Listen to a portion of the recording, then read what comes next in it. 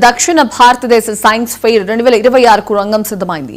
సంగారెడ్డి జిల్లా కొల్లూరులో the Guardian school వేదికగా ఈ నెల 19 నుంచి 23 వరకు సైన్స్ ఫెయిర్ నిర్వహించనున్నారు. తెలంగాణ విద్యాశాఖ బెంగళూరులోని Visvesvaraya industrial and technological museum సహకారంతో ఈ కార్యక్రమాన్ని నిర్వహిస్తున్నారు.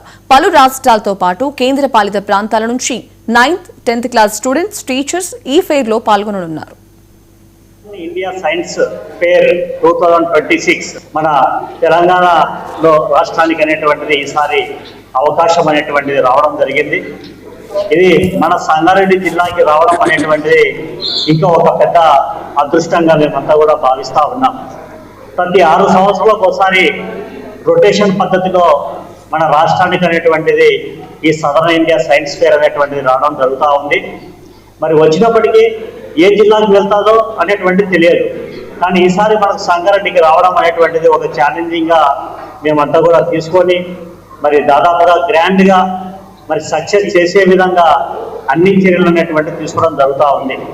మరి ఈ SISF 2026 సంబంధించి మరి రేపు 19 నుంచి మరి 23వ తేదీ దాకా ఈ 5 రోజుల కార్యక్రమానికి మరి ముఖ్య అతిథులు ఇచ్చేస్తూ ఉన్నారు.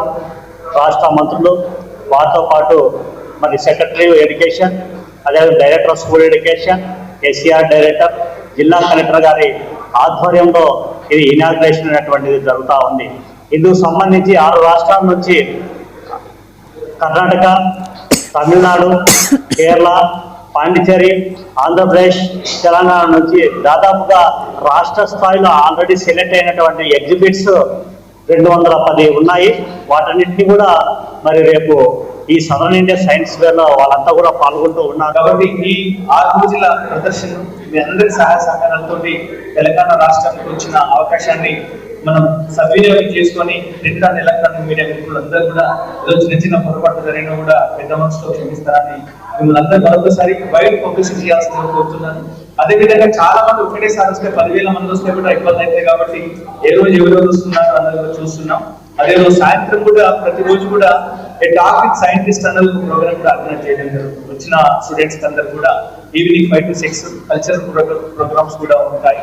కాబట్టి ఇందులో పిల్లలకందరూ కూడా మంచిగా బాగా ఉంది, మంచిగా నేర్చుకోవచ్చు, వాళ్ళు ఒక ఉత్తేజపరిచే విధంగా ఇన్స్పైర్